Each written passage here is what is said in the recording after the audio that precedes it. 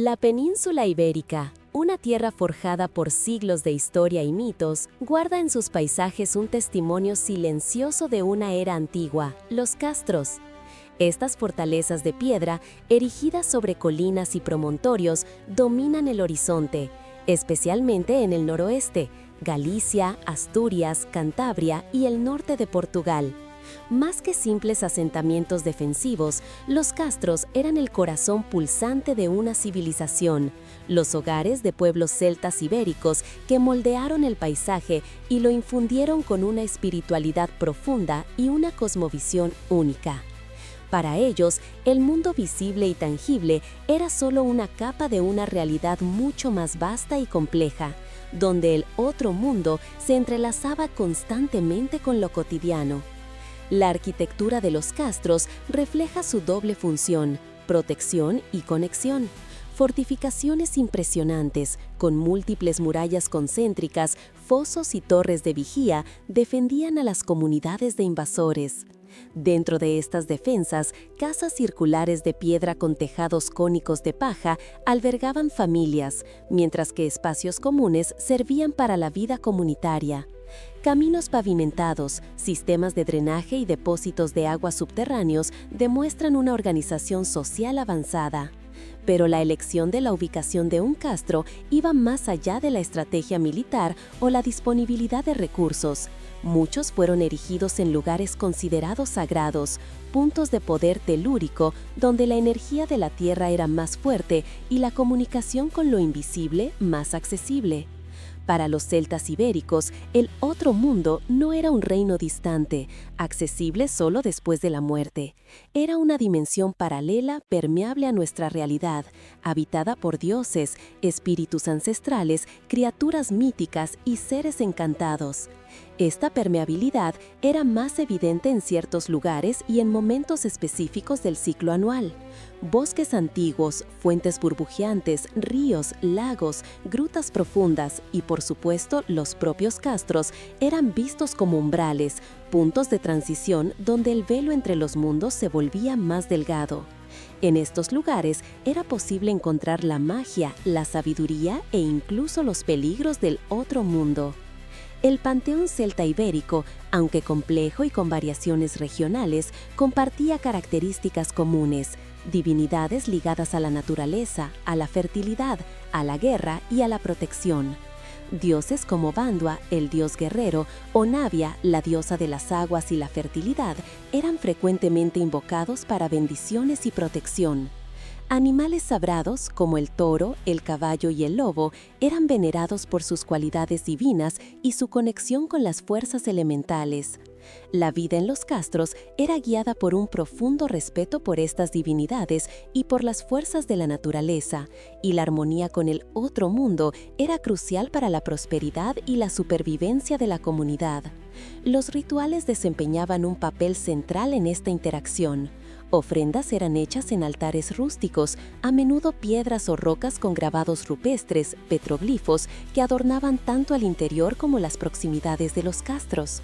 Estas ofrendas, que podían incluir alimentos, cerámicas, armas rotas o joyas, eran una forma de comunicación y gratitud, buscando la benevolencia de los dioses y la protección de los espíritus ancestrales. El agua, elemento vital, era particularmente sagrada, y las fuentes eran frecuentemente transformadas en santuarios, donde se depositaban objetos votivos y se realizaban ritos de purificación y curación. La muerte, lejos de ser el fin, era vista como un paso al otro mundo, un reino donde los ancestros residían y desde donde podían influir en la vida de los vivos. Tumbas y necrópolis cercanas a los castros eran lugares de reverencia, y los rituales funerarios eran realizados con gran cuidado para asegurar una transición pacífica para el fallecido y para mantener la buena voluntad de los espíritus ancestrales. La creencia en la reencarnación o en la existencia continua del alma era fundamental, y el ciclo de la vida y la muerte era visto como una parte intrínseca del flujo cósmico. Los castros, por lo tanto, eran más que fortalezas de piedra. Eran centros espirituales, lugares donde lo invisible se volvía palpable, donde la comunicación con lo divino era buscada y donde la cosmovisión celta ibérica se manifestaba en cada aspecto de la vida. Su propia existencia, grabada en la tierra y observando el cielo, era un testimonio de la profunda conexión de sus habitantes con las fuerzas que gobernaban el universo, un lazo que resonaría a través de los siglos, dejando un legado de misterio y fascinación que aún hoy nos cautiva. Parte 2. Leyendas y rituales de los castros, la intrusión del otro mundo. La intrusión del otro mundo en la realidad de los celtas ibéricos no era una ocurrencia abstracta, se concretizaba a través de leyendas y rituales que se tejían en la propia existencia de los castros. Estas fortalezas de piedra no eran solo casas, eran escenarios vivos donde dioses, héroes, espíritus y criaturas fantásticas desempeñaban sus papeles. Las historias que emergían de estos lugares eran los manuales de un pueblo, enseñando sobre peligros, oportunidades, moralidad y la compleja relación con lo invisible. Uno de los fenómenos más difundidos y enigmáticos asociados a los castros son los mouras encantadas. Presentes en el folclore gallego, asturiano y del norte de Portugal, las mouras son seres femeninas de belleza deslumbrante, frecuentemente asociadas a agua, grutas, tesoros escondidos e inevitablemente a los castros. A diferencia de ninfas griegas o hadas europeas, las mouras poseen una ancestralidad que se pierde en el tiempo, siendo a menudo interpretadas como almas de princesas celtas o moriscas que fueron condenadas a vivir en un estado de encantamiento, hasta que un mortal las libere.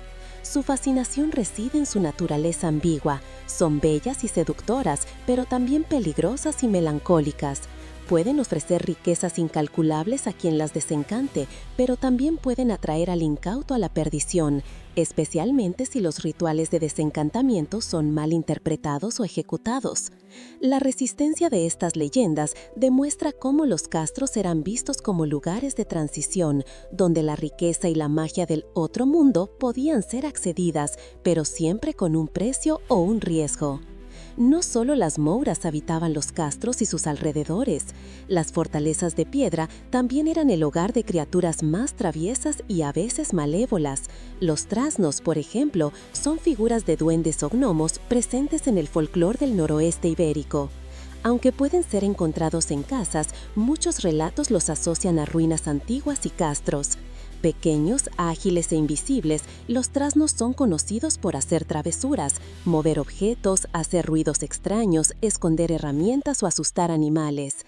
No son inherentemente malos, pero su naturaleza caótica e impredecible puede causar gran perturbación. Su presencia en los castros sirve como un recordatorio de que el otro mundo no es solo majestuoso, sino también lúdico y a veces irritante. Los antiguos sabían que era preciso respetarlos, quizá dejando ofrendas de comida o un objeto brillante para apaciguarlos y asegurar que sus travesuras no se transformaran en algo más siniestro. Las profundidades y grutas debajo cerca de los castros eran consideradas las puertas más directas para el otro mundo. Leyendas locales narran que en estas cavernas habitaban seres antiguos como serpientes gigantescas o criaturas con características de dragones que guardaban tesoros inmensos. En algunos castros, la presencia de pasajes subterráneos o criptas está documentada arqueológicamente, lo que alimenta la imaginación sobre lo que podría estar oculto allí. La idea de tesoros escondidos por seres místicos en castros es recurrente, reforzando la imagen de estos lugares como repositorios de riqueza no solo material, sino también de conocimiento y poder sobrenatural. La búsqueda de estos tesoros era un tema común en las narrativas populares, pero casi siempre venía acompañada de la advertencia de que la codicia desmedida o la falta de respeto por los guardianes místicos traería desgracia. Además de las criaturas, los castros también eran escenarios de rituales y prácticas destinados a mantener la armonía entre el mundo humano y el otro mundo. Uno de los rituales más importantes era la realización de ofrendas. Evidencias arqueológicas en varios castros ibéricos revelan la presencia de depósitos de objetos votivos, cerámicas, armas rotas, joyas e incluso restos de animales sacrificados. Estos depósitos, a menudo encontrados en lugares específicos dentro del castro, como santuarios o cerca de las murallas, indican que los habitantes ofrecían presentes a sus dioses y a los espíritus de la tierra. Estas ofrendas podían ser hechas para garantizar una buena cosecha, para pedir protección en batallas, para curar enfermedades o simplemente para apaciguar fuerzas invisibles y mantener su benevolencia. El acto de ofrecer era un reconocimiento de la interdependencia entre los mundos y de la necesidad de nutrir esa relación. La cultura de la guerra y de la defensa, tan presente en la arquitectura de los castros, también tenía un componente ritualístico profundo. Los guerreros celtas ibéricos, conocidos por su ferocidad y coraje, ciertamente realizaban rituales antes de las batallas, buscando la protección y la furia de los dioses. Símbolos grabados en armas o armaduras, sacrificios de animales y quizá hasta de enemigos capturados eran prácticas destinadas a invocar la ayuda divina y a infundir miedo en los adversarios. Los propios castros, como lugares de protección, podían ser vistos como santuarios para los guerreros, donde se preparaban para el combate y donde, en caso de muerte, sus almas podrían ser dirigidas al otro mundo de forma honrosa. Las festividades estacionales también eran cruciales en los castros, marcando los momentos clave del ciclo agrícola y cósmico. Aunque no tenemos el término Samhain específico para Iberia con la misma documentación gaélica, sabemos de la existencia de fiestas de transición entre estaciones. La entrada del invierno era un periodo de gran significado, donde las comunidades se preparaban para los meses fríos y la línea entre la vida y la muerte se volvía más tenue. En estas celebraciones, las hogueras eran encendidas para purificación y protección, y rituales de adivinación podían ser practicados para intentar vislumbrar el futuro. La cosecha era celebrada con banquetes y una parte de la producción era dedicada a los dioses y ancestros. La adivinación o la búsqueda de conocimiento del futuro era una práctica valorada. En un mundo incierto, entender los designios de lo invisible era una forma de control y preparación. Rituales adivinatorios en los castros podrían involucrar la observación de fenómenos naturales, la interpretación de sueños o el uso de oráculos por parte de figuras sacerdotales. Se creía que en noches de velo fino, la comunicación con el otro mundo era más clara, permitiendo acceso a información crucial sobre el destino de la cosecha, la salud de la comunidad o el resultado de conflictos. La llegada de los romanos a la península ibérica representó un choque cultural y espiritual para los pueblos de los castros. Roma traía consigo no solo legiones e ingeniería avanzada, sino también un panteón de dioses y una visión de mundo más pragmática y organizada. El enfrentamiento entre estas dos realidades fue inevitable y tuvo un impacto profundo en la vida y en las creencias de los castreños.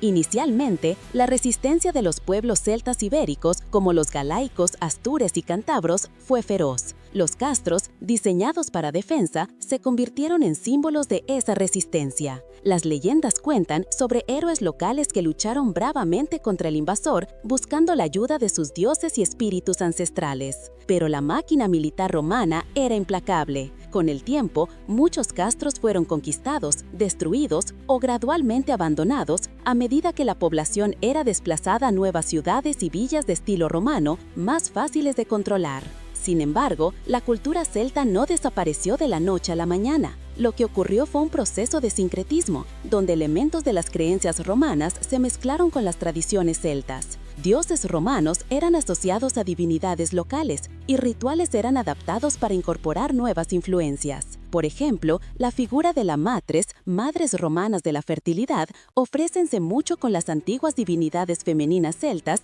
ligadas a la tierra y a la naturaleza. Templos romanos podían ser construidos en lugares que antes eran santuarios celtas o elementos votivos celtas podían ser encontrados en altares dedicados a dioses romanos. La visión romana del otro mundo era diferente de la celta. Aunque tuvieran sus propios dioses del inframundo como Plutón, el énfasis era más en el orden y en la jerarquía, y menos en la permeabilidad mágica entre los mundos. Para los romanos, los castros eran fortificaciones a ser subyugadas o fuentes de recursos. Su dimensión espiritual más profunda, con sus leyendas de portales y seres encantados, probablemente era vista como superstición de pueblos barbáricos.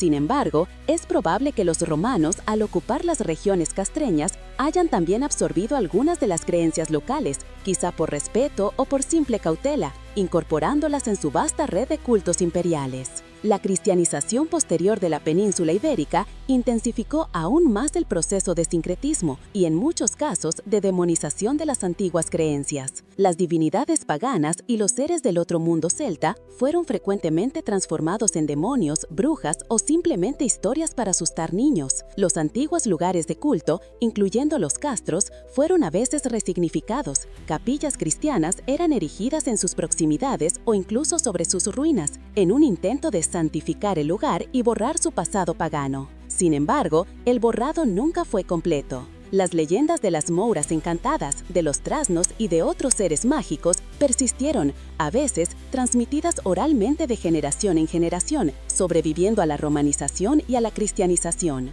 Las mouras, por ejemplo, pasaron a ser vistas como entidades que aguardan la redención o que representan la belleza y la sabiduría de un tiempo anterior, una resistencia pasiva de la antigua espiritualidad. El castro, incluso en ruinas, continuó siendo un punto de referencia cultural y místico, un repositorio de la memoria ancestral, un lugar donde el pasado aún se manifestaba de forma palpable. La persistencia de estas leyendas demuestra la resiliencia de la cosmovisión celta ibérica. Incluso bajo el dominio de imperios y de nuevas religiones, la conexión profunda con la tierra y con el otro mundo no fue totalmente rota. Las historias de los castros y de sus habitantes míticos continuaron siendo contadas, adaptadas, pero nunca olvidadas. Ellas forman la base de lo que hoy conocemos como folclore y mitología regionales, un tesoro cultural que nos habla de una época en que el mundo era vasto, misterioso y cada colina de piedra podía ser una puerta para otra realidad. Parte 3. Castros específicos y sus leyendas, arqueología y folclore en encuentro. La riqueza de las leyendas y rituales que permeaban los castros ibéricos gana una dimensión aún más vívida cuando nos volvemos a lugares específicos, donde la piedra y la tierra guardan las cicatrices del tiempo y los ecos de un pasado místico. Es en los detalles de cada fortificación, en sus ruinas silenciosas y en las historias transmitidas de generación en generación, donde la tapicería entrelazada de la arqueología y del folclore se revela en toda su complejidad. Estos castros no son solo estructuras antiguas, son palimpsestos de creencias, resistencias y transformaciones culturales que continúan moldeando la identidad de las regiones donde se asientan, convirtiéndose en puntos de anclaje para la memoria colectiva y el imaginario popular. Uno de los ejemplos más icónicos y estudiados es el castro de Santa Trega, en Galicia, erigiéndose majestuosamente sobre el monte de Santa Tegra, en la desembocadura del río Miño. Este castro ofrece una vista panorámica deslumbrante que por sí sola ya evoca una sensación de misterio y grandiosidad. Sus impresionantes murallas, algunas con más de 4 metros de espesor, y las bases circulares de cientos de casas castreñas, reconstruidas en algunos puntos para mejor comprensión del visitante, atestiguan la vida vibrante de una comunidad que prosperó allí entre los siglos I a.C. y I después de Cristo. Se estima que llegó a albergar entre 3 a 5 mil habitantes en su apogeo, una verdadera metrópoli de la época castreña. Sin embargo, Santa Tegra es mucho más que un sitio arqueológico. Es un epicentro de leyendas, un lugar donde lo sagrado se manifestaba de múltiples formas. La más prominente de ellas es la de la Serpere Santa Tegra. Según el folclore gallego, una gigantesca serpiente, a menudo descrita como un dragón o un ser con escamas brillantes que relucen al sol, habita las profundidades del monte, guardando un tesoro incalculable. Esta criatura no es meramente un animal, ella es un ser encantado, quizá una moura transformada por un hechizo ancestral o un espíritu guardián primordial que antecede incluso a los propios celtas. La leyenda sugiere que la clave para desencantarla y acceder a su inmensa riqueza, que puede ser oro, joyas o incluso conocimientos arcanos, no reside en la fuerza bruta o en la violencia, sino en un ritual específico, que generalmente involucra actos de bravura, pureza de corazón y un profundo respeto por las tradiciones. Hay variantes de la leyenda que narran la aparición de la serpe en noches de San Juan, el solsticio de verano o en otros días auspiciosos donde el velo entre los mundos se vuelve más tenue, ofreciendo a un mortal la oportunidad de romper el hechizo. El fracaso en cumplir la tarea o la ruptura de un tabú específico resultaría en infortunio, locura o en la transformación del pretendiente en piedra, eternamente aprisionado en el paisaje, sirviendo como una advertencia para los incautos.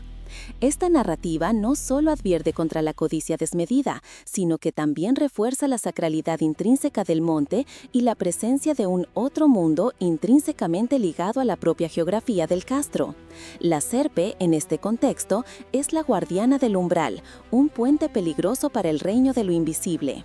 La arqueología de Santa Tegra, aunque no encuentre serpientes petrificadas, ofrece indicios abundantes de una profunda religiosidad y de una ocupación continua del monte para fines rituales. Petroglifos, grabados rupestres en la roca, que anteceden en muchos siglos la construcción del castro, como los famosos pies o coviñas, sugieren que el monte era un lugar de culto y peregrinación mucho antes de la llegada de los celtas. El descubrimiento de objetos votivos como hachas de piedra pulida, cerámicas finas, monedas romanas y joyas depositados en puntos específicos del castro confirma la práctica de ofrendas a los dioses o espíritus del lugar. La presencia posterior de una ermita cristiana dedicada a Santa Tegra en su cumbre es un ejemplo clásico de sincretismo religioso y de cristianizatio loci, donde un lugar de poder pagano fue resignificado, pero nunca totalmente desprovisto de su antigua aura sagrada. El culto a la santa, que es patrona de los enfermos y de los dolores de cabeza, puede haber absorbido la creencia en propiedades curativas del lugar, quizá antaño asociadas a fuentes sagradas y dioses del agua, o incluso a rituales de incubación, soñar con el futuro en lugares sagrados que allí habrían sido practicados. Las romerias anuales a la ermita de Santa Tegra, que atraen a miles de peregrinos, mantienen viva esta tradición de apropiación de lo sagrado, haciendo eco de los pasos de los antiguos que subían el monte en busca de bendiciones o de un atisbo del otro mundo. La arqueología de Santa Tegra, aunque no encuentre serpientes petrificadas, ofrece indicios abundantes de una profunda religiosidad y de una ocupación continua del monte para fines rituales. Petroglifos, grabados rupestres en la roca, que anteceden en muchos siglos la construcción del castro, como los famosos pies o coviñas, sugieren que el monte era un lugar de culto y peregrinación mucho antes de la llegada de los celtas. El descubrimiento de objetos votivos como hachas de piedra pulida, cerámicas finas, monedas romanas y joyas depositados en puntos específicos del castro confirma la práctica de ofrendas a los dioses o espíritus del lugar. La presencia posterior de una ermita cristiana dedicada a Santa Tegra en su cumbre es un ejemplo clásico de sincretismo religioso y de cristianizatio loci, donde un lugar de poder pagano fue resignificado pero nunca totalmente desprovisto de su antigua aura sagrada. El culto a la santa, que es patrona de los enfermos y de los dolores de cabeza, puede haber absorbido la creencia en propiedades curativas del lugar, quizá antaño asociadas a fuentes sagradas y dioses del agua, o incluso a rituales de incubación, soñar con el futuro en lugares sagrados que allí habrían sido practicados. Las romerias anuales a la ermita de Santa Tegra, que atraen a miles de peregrinos, mantienen viva esta tradición de apropiación de lo sagrado, haciendo eco de los pasos de los antiguos que subían el monte en busca de bendiciones o de un atisbo del otro mundo. Otro castro de gran relevancia es el Castro de Baroña, localizado en un promontorio rocoso casi insular en la Costa de la Muerte, en Galicia. Su posición defensiva, casi inaccesible por el mar y ligada a la tierra por un istmo estrecho que podía ser fácilmente fortificado, evoca una imagen de fortaleza inexpugnable, desafiando las olas y el tiempo. La belleza salvaje y la fuerza implacable del Atlántico que lo rodea añaden una capa de drama y misterio innegables. Baroña, con sus casas circulares de piedra perfectamente preservadas y sus murallas robustas, es un testimonio de la tenacidad de los pueblos castreños, que eligieron un lugar tan expuesto y al mismo tiempo estratégicamente vital para afianzar sus raíces, explotando los recursos marítimos y protegiendo sus comunidades. Las leyendas de Baroña están intrínsecamente ligadas al mar y a su furia indomable. Se habla de sirenas y de seres marinos encantados que habitan las grutas y arrecifes alrededor del castro, a veces atrayendo a marineros a la perdición con sus cánticos hipnóticos, otras veces ofreciendo atisbos de tesoros hundidos o profecías enigmáticas. La leyenda constante que envuelve el promontorio y el sonido incesante de las olas al golpear las rocas alimentan la imaginación, haciendo que el límite entre la realidad y el mito se disipe fácilmente. Se cuentan historias de pescadores que en noches de luna llena La persistencia de ciertas festividades en regiones próximas a estos castros, incluso con vestimenta cristiana, es un eco de esos antiguos rituales. Las fiestas de Magosto, cosecha de las castañas, con sus hogueras y reuniones comunitarias, guardan similitudes con las fiestas de otoño celtas, celebrando la abundancia de la tierra y la llegada de la estación más fría. Las romerías a santuarios erigidos en montes, donde antes existieron castros o lugares de culto pagano, son otro ejemplo vibrante de esa continuidad. La figura de la bruja, meiga, en el folclore gallego y portugués, a menudo asociada a habilidades mágicas, al conocimiento de hierbas y a rituales de curación, puede ser vista como una descendiente de las antiguas sacerdotisas o curanderas que habrían habitado los castros, manteniendo vivos los saberes ancestrales y la conexión con las fuerzas de la naturaleza. Ellas representan la sabiduría femenina ancestral, a veces temida, a veces venerada, pero siempre presente en el imaginario popular. La integración de elementos paganos en el cristianismo popular es evidente en muchos castros y sus alrededores. Fuentes sagradas cercanas a ellos, que antaño eran lugares de culto a divinidades del agua o a ninfas, fueron cristianizadas y pasaron a ser asociadas a santos o a la Virgen María, pero la creencia en sus propiedades curativas o protectoras a menudo permaneció inalterada.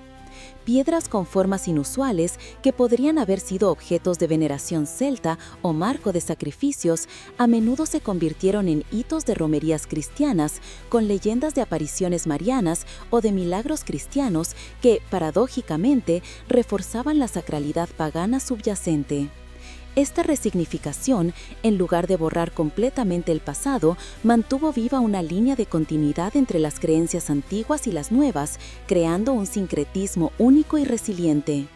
Los castros también se convirtieron en símbolos poderosos de identidad regional y nacional. En Galicia, por ejemplo, el castro de Santa Tegra es un emblema de la cultura castreña y de la historia prerromana de la región, una marca indeleble de la resistencia y de la singularidad cultural. Las leyendas y la arqueología de estos lugares contribuyen a un sentido de pertenencia y orgullo, conectando a las personas modernas con sus antepasados y con la rica herencia cultural que los define. Su preservación y estudio son vitales no solo para la academia y para la comprensión de la historia, sino para el mantenimiento de la memoria colectiva y de la vitalidad cultural de las comunidades. Ellos son un recordatorio tangible de que la identidad de una región es moldeada por capas profundas de tiempo, donde el mito y la historia se entrelazan. Además de los castros mencionados, muchos otros puntos fortificados en la península ibérica, como el castro de Viladonga, Galicia, o la Citania de San Fins, en Portugal, también poseen sus propias historias y misterios. Viladonga, por ejemplo, es uno de los pocos castros gallegos con un centro de interpretación que permite una inmersión en la vida castreña. Su leyenda más famosa habla de una ciudad encantada bajo el castro, guardada por seres mágicos, accesible solo en ocasiones especiales y a personas de corazón puro. Esta ciudad puede ser vista como una representación del otro mundo, un reino de abundancia y sabiduría que existe paralelamente a la realidad mundana. La persistencia de estas creencias, incluso con la llegada y dominio de otras culturas y religiones, demuestra la profunda raíz que la cosmovisión celta ibérica tenía en la mente y en el espíritu de las personas. Lo invisible era tan real como lo visible, y la interacción entre los dos era una parte fundamental de la existencia. En última instancia, los castros son mucho más que simples ruinas. Ellos son cápsulas del tiempo, guardianes de un pasado que continúa resonando en el presente. Ellos nos recuerdan que la vida humana siempre ha sido permeada por el misterio, por la búsqueda de significado y por la necesidad de conectarse con lo que está más allá de lo visible. Las leyendas de las muras encantadas, de las serpientes guardianas, de los trasnos traviesos, de los guerreros protectores y de los rituales de ofrenda y adivinación nos cuentan que los celtas ibéricos vivían en un mundo mágico, donde cada piedra, cada fuente y cada monte podía ser una puerta para otra dimensión. Estas historias, lejos de ser meras fantasías o supersticiones ingenuas, eran las narrativas que daban sentido a su existencia, que explicaban lo inexplicable, que proporcionaban un código moral y que los guiaban en su jornada por la vida y en su interacción con el cosmos. Incluso hoy, al visitar las ruinas de un castro, es difícil no sentir la presencia de algo antiguo, de un eco de voces y de vidas pasadas. El viento que silba en las murallas puede parecer susurrar secretos ancestrales. La niebla que sube del valle puede evocar la imagen de seres encantados paseando entre las piedras. La belleza, la imponencia y el misterio de estos lugares continúan fascinándonos, probando que para algunos lugares el velo entre los mundos nunca se deshizo completamente. Ellos son un testimonio duradero de la resiliencia de la espiritualidad humana y de la profunda conexión que nuestros antepasados tenían con la tierra, con el ciclo de la naturaleza y con el reino de lo invisible. Un legado que continúa enriqueciendo el patrimonio cultural e inmaterial de la península ibérica. El fascino por los castros y sus leyendas es un recordatorio de que, en el fondo, la humanidad siempre busca entender e interactuar con las fuerzas mayores que gobiernan la existencia, sea a través de dioses, espíritus o de la propia magia de la tierra. Parte 4. Los aspectos sombríos del otro mundo y la magia de protección en los castros. No todas las interacciones con el otro mundo en los castros celtas ibéricos eran de encantamiento o de búsqueda de bendiciones. Existía también un lado sombrío, un conjunto de leyendas y rituales que servían como advertencia, delineando los peligros y los aspectos más temibles de lo invisible. La vida en los castros era una danza constante entre la luz y la sombra, la prosperidad y la desgracia, y las creencias populares reflejaban esa dualidad, esta conciencia perenne de un mundo no solo misterioso, sino potencialmente hostil. El otro mundo no era solo un repositorio de tesoros, diosas madre y hadas benéficas, era también un lugar de fuerzas malévolas, de espíritus inquietos, de criaturas grotescas y de maldiciones ancestrales que podían ser desatadas sobre los incautos, los irrespetuosos o los que se atrevían a cruzar los límites de lo sagrado sin la debida reverencia. Uno de los miedos más profundos y difundidos era el de atraer la ira de los espíritus de los muertos o de los antepasados. Aunque los celtas ibéricos veneraban a sus ancestros y buscaban su protección, había una línea tenue que separaba la veneración del peligro. La muerte era vista como una transición, no un fin absoluto, y el respeto por los que partieron era crucial. Si los rituales funerarios no eran debidamente cumplidos, si los cuerpos no eran preparados y enterrados correctamente, si las ofrendas no eran depositadas, o si los lamentos no eran escuchados, o si las tumbas eran profanadas, o si los muertos habían tenido una muerte violenta e injusta, sus almas podrían permanecer inquietas, atrapadas entre los mundos, acechando los castros y sus alrededores. Leyendas de fantasmas, apariciones y apariciones funestas son comunes en el folclore asociado a ruinas antiguas en toda la península ibérica. Y los castros, con su larga historia de ocupación y sepulcros, no son excepción. Guerreros caídos en batalla con venganza en sus corazones, víctimas de tragedias inexplicables o aquellos que murieron con secretos pesados o promesas no cumplidas, podían vagar por las murallas por la noche, sus lamentos siendo llevados por el viento frío o sus sombras fantasmagóricas manifestándose en noches de niebla densa, provocando escalofríos en los vivos. Se creía que estos espíritus inquietos podían causar una miríada de desgracias, enfermedades inexplicables, mala suerte en las cosechas, infertilidad del ganado o incluso la locura en aquellos que los encontraban directamente. Para apaciguarlos y garantizar que descansaran en paz, eran realizados rituales específicos, como ofrendas adicionales en los lugares de sepultura, la repetición de gestos simbólicos de purificación o la realización de ceremonias de desprendimiento. La figura del ánima del muerto, o alma en pena, presente en el folclore gallego y portugués y también en otras regiones de Iberia, es un reflejo directo y duradero de esa creencia, representando un alma que no encontró descanso y que necesita la ayuda de los vivos o de un ritual de paso para finalmente cruzar al otro mundo. La necesidad de honrar a los muertos y de mantener el equilibrio entre los vivos y los fallecidos era una preocupación constante, una piedra angular de la cosmovisión celta, y los castros como lugares de larga habitación y cementerios velados eran los principales escenarios de estas interacciones liminares. Además de los espíritus humanos, los castros también eran asociados a entidades más siniestras y sobrenaturales que no tenían un origen humano discernible. Los trasnos, mencionados anteriormente como duendes traviesos, podían, si eran irritados o irrespetados, asumir un carácter mucho más malicioso. Podían, no solo hacer travesuras inofensivas, sino también causar accidentes graves, como caídas de alturas, asustar al ganado hasta la muerte, causando pérdidas económicas severas, destruir propiedades o peor, robar niños. La leyenda del trasno cocho, trasno cerdo, por ejemplo, describe una criatura con la forma de un cerdo o un jabalí que vaga por los castros abandonados por la noche, atrayendo a viajeros a caminos peligrosos a través de sonidos engañosos o causando pesadillas terribles y parálisis del sueño.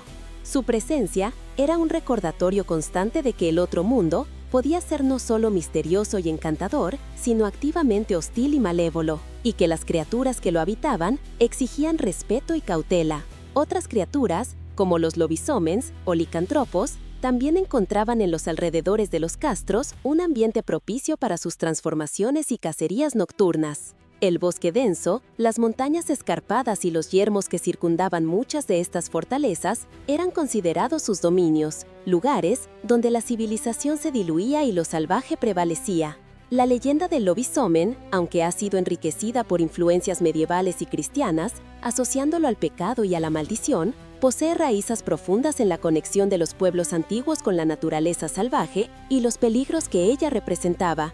Un hombre maldito que se transforma en lobo en las noches de luna llena, el lobisomen, era el terror de los viajeros y de los moradores de las aldeas próximas a los castros, simbolizando la línea tenue entre la civilidad y la bestialidad, y los peligros de aventurarse sin protección en los límites de la civilización. Su aparición era un presagio de violencia y muerte, un recordatorio de la fragilidad de la vida humana ante las fuerzas indomables de la naturaleza y del mal.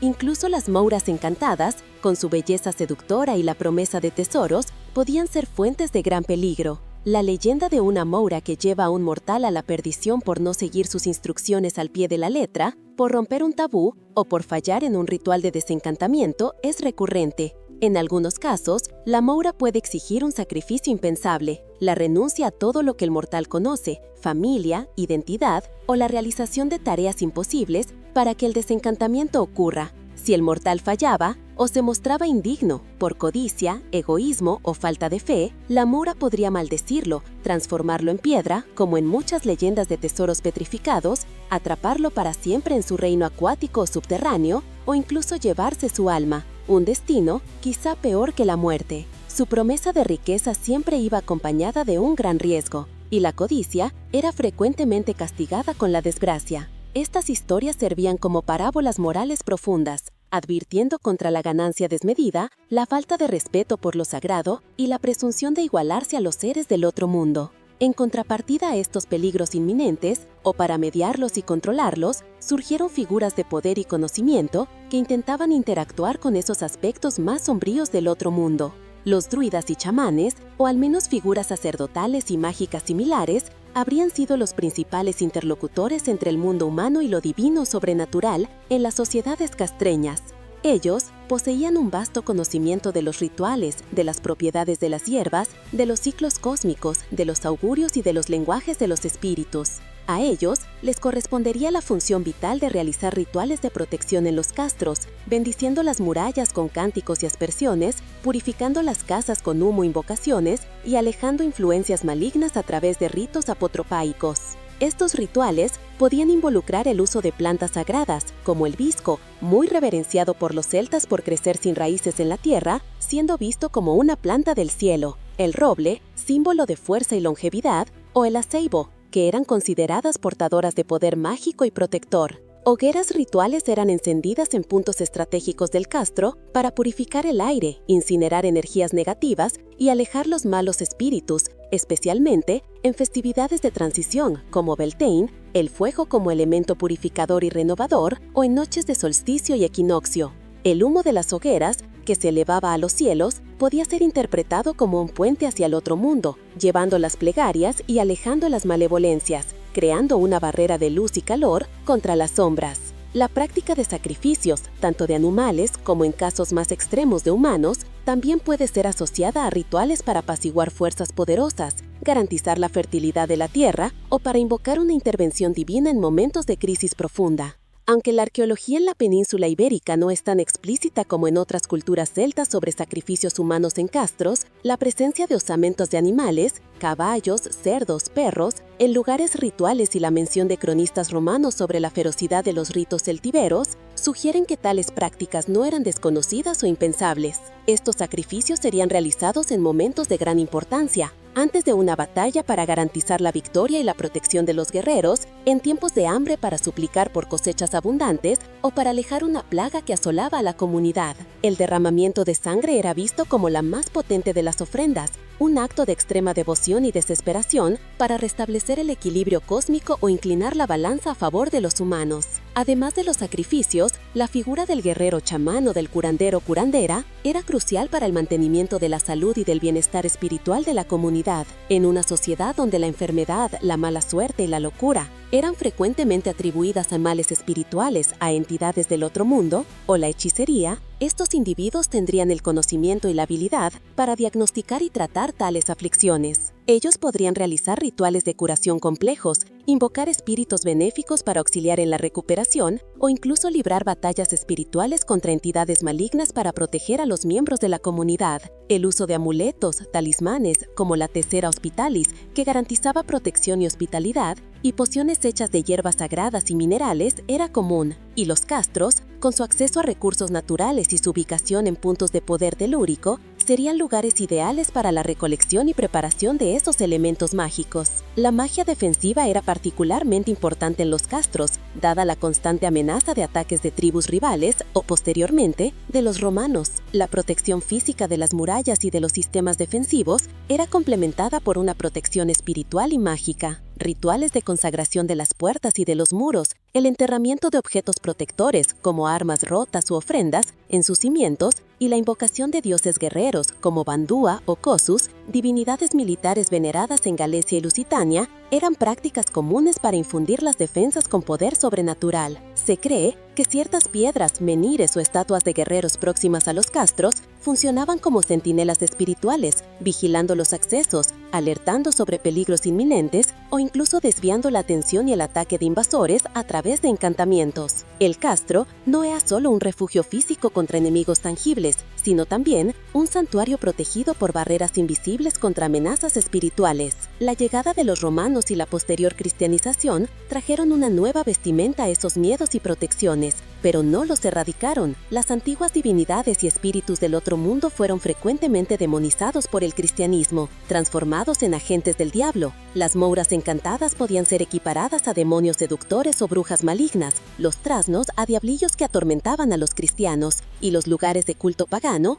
incluyendo los castros, eran guaridas de residencia de fuerzas malignas a ser exorcizadas o evitadas. La Iglesia buscó superponer su propia simbología. Cruces eran erigidas en puntos estratégicos de los castros y ermitas eran construidas en sus cumbres o en las proximidades para santificar el lugar y alejar lo que era considerado pagano. Sin embargo, la creencia en esas fuerzas sombrías no desapareció, solo se transformó y se integró de forma subterránea en la nueva religión.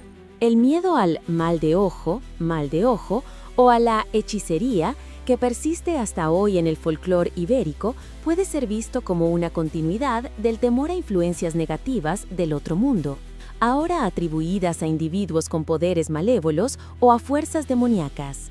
Las prácticas de protección contra esos males, como el uso de amuletos, figa, trébol de 4 hojas, medallas de santos, rezos específicos, bendiciones o el defumadouro con hierbas, como ruda y romero, hacen eco de los antiguos rituales de protección realizados en los castros. Las brujas y hechiceras, meigas, bruxas, curanderas, que fueron perseguidas durante la Inquisición y demonizadas por la Iglesia, a menudo eran las guardianas del conocimiento ancestral sobre hierbas, rituales y la interacción con el mundo espiritual, manteniendo viva una estirpe de sabiduría que se remonta a los tiempos castreños y que continuaban siendo buscadas por la población para resolver problemas que la medicina y la religión oficial no conseguían. La persistencia de leyendas como la de la Santa Compaña, en Galicia, una procesión nocturna de almas de los muertos que vagan por los caminos y cementerios, a menudo antiguos castros, anunciando la muerte inminente, es un ejemplo notable de cómo el miedo del otro mundo y de los espíritus inquietos se mantuvo vivo y se integró a la cosmovisión cristiana. Esas apariciones, lideradas por un vivo que carga una cruz o un difunto con un caldero, son un recordatorio vivido de la fragilidad de la vida y de la inevitabilidad de la muerte, y de la constante interacción entre los mundos. A menudo, esa procesión es vista pasando por antiguos castros o caminos rurales próximos a ellos, reforzando la idea de que esos lugares son puntos de transición y encuentro entre los vivos y los muertos, donde el velo es más delgado. La propia arquitectura de los castros, con sus defensas en capas y su posición imponente y elevada, puede ser vista no solo como una protección contra enemigos humanos, sino también como una barrera simbólica contra el caos y los peligros del otro mundo. Ellos eran refugios no solo para el cuerpo físico, sino también para el alma, lugares donde la orden humana se afirmaba en medio de la salvajería de la naturaleza y de las incertidumbres de lo invisible. La vida en esas fortalezas era una afirmación constante de la capacidad humana de moldear su ambiente, de crear orden y de negociar con las fuerzas cósmicas, tanto las benéficas como las malévolas. El castro, en ese sentido, era un microcosmos del universo, un punto seguro en el flujo constante del tiempo y de las dimensiones. En retrospectiva, las leyendas sombrías y los rituales de protección en los castros celtas ibéricos ofrecen una visión más completa y matizada de la relación de esos pueblos con el otro mundo. No era una relación de mera admiración o búsqueda de benevolencia, sino de respeto cauteloso, de negociación constante y de una conciencia aguda de los peligros que podían surgir del reino invisible. Esas historias y prácticas eran esenciales para la supervivencia y la cohesión social, proporcionando un marco de referencia para entender el infortunio, la enfermedad, la muerte y las catástrofes naturales, y para buscar medios de superarlos o de protegerse.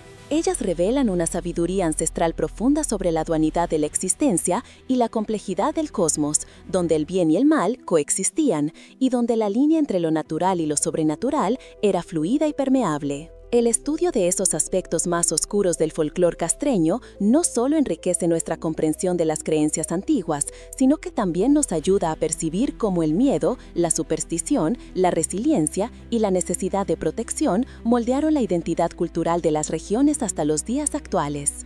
Los castros, en su majestad silenciosa, continúan siendo recordatorios de que la línea entre lo natural y lo sobrenatural era, para nuestros antepasados, tenue y constantemente presente, y quizás aún hoy, para algunos, esa línea nunca haya desaparecido por completo y los ecos del otro mundo aún puedan ser escuchados entre las piedras antiguas. Parte 5. El legado perdurable. Castros, leyendas y la identidad contemporánea. Las piedras silenciosas de los castros celtas ibéricos, erigiéndose sobre montes y promontorios, no son meras ruinas de un pasado distante.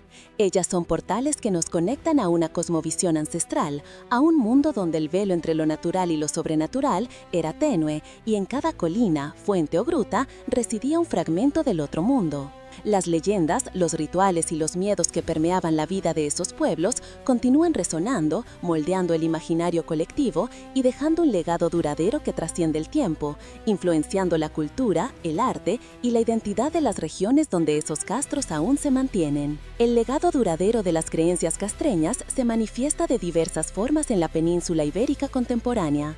El folclore gallego, asturiano y del norte de Portugal es un tesoro vivo de esas antiguas tradiciones. Las historias de las mouras encantadas, de las serpientes guardianas de tesoros, de los trasnos traviesos y de las almas en pena son contadas de generación en generación, a menudo sin que se perciba su profunda raíz celta. Esas narrativas, adaptadas a lo largo de los siglos, continúan encantando y advirtiendo, enseñando sobre la moralidad, la conexión con la naturaleza y el respeto por el misterio. Ellas son la sustancia de los cuentos de hadas locales, de las canciones populares y de las expresiones idiomáticas que permean lo cotidiano. En la literatura, en la poesía y en el arte, los castros y sus leyendas sirven como inspiración constante.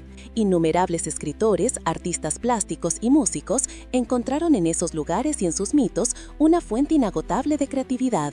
Novelas históricas, poemas líricos y obras de arte contemporáneas buscan rescatar y reinterpretar esa herencia, celebrando la tenacidad de los pueblos celtas ibéricos y la riqueza de su espiritualidad.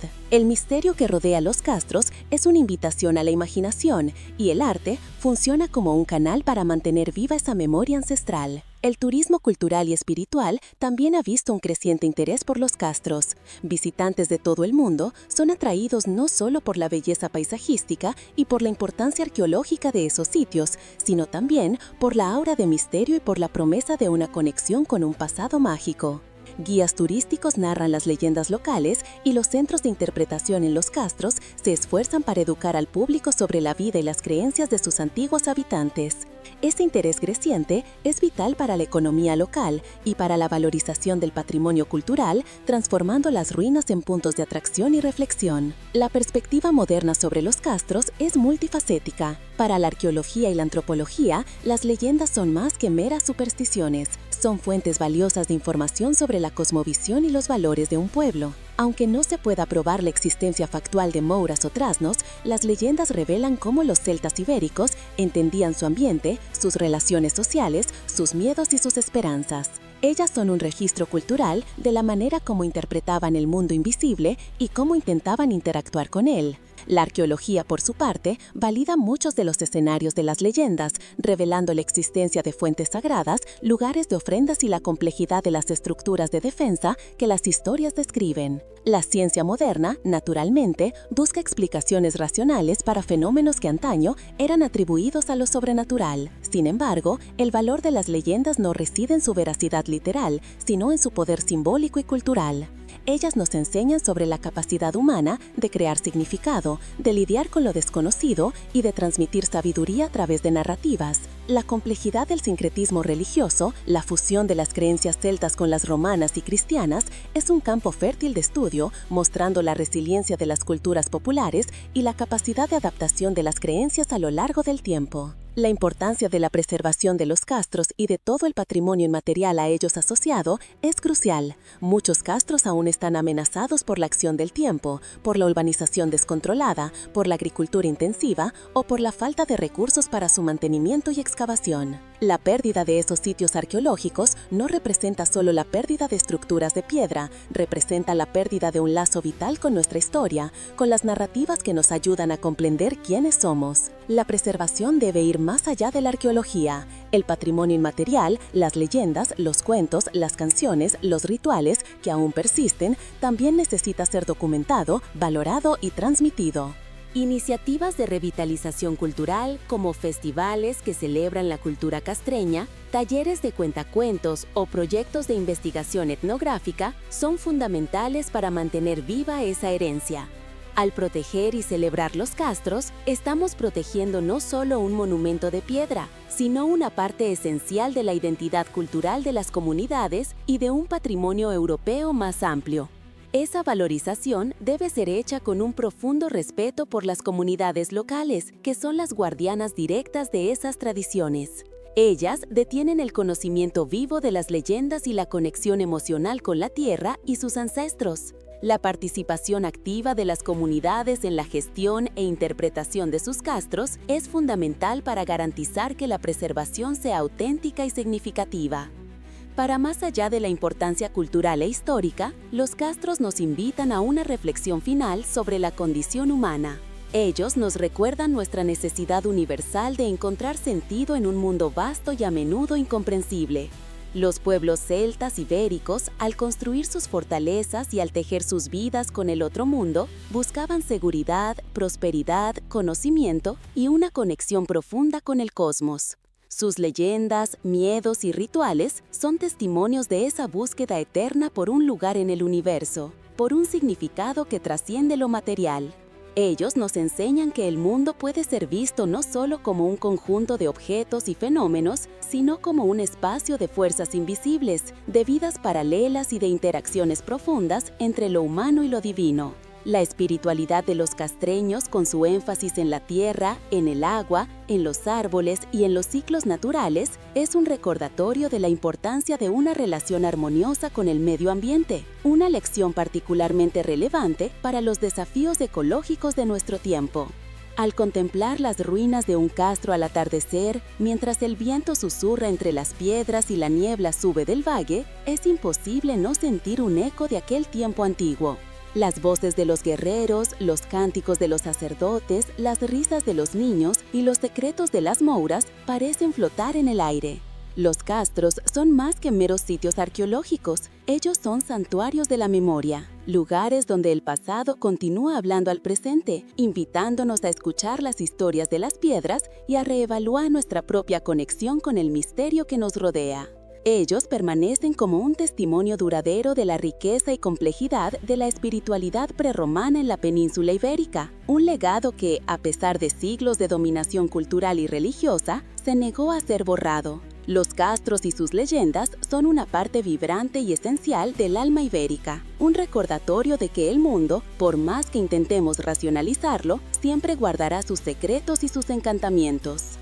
Ellos permanecen como un testimonio duradero de la riqueza y complejidad de la espiritualidad prerromana en la península ibérica, un legado que, a pesar de siglos de dominación cultural y religiosa, se negó a ser borrado. Los castros y sus leyendas son una parte vibrante y esencial del alma ibérica, un recordatorio de que el mundo, por más que intentemos racionalizarlo, siempre guardará sus secretos y sus encantamientos.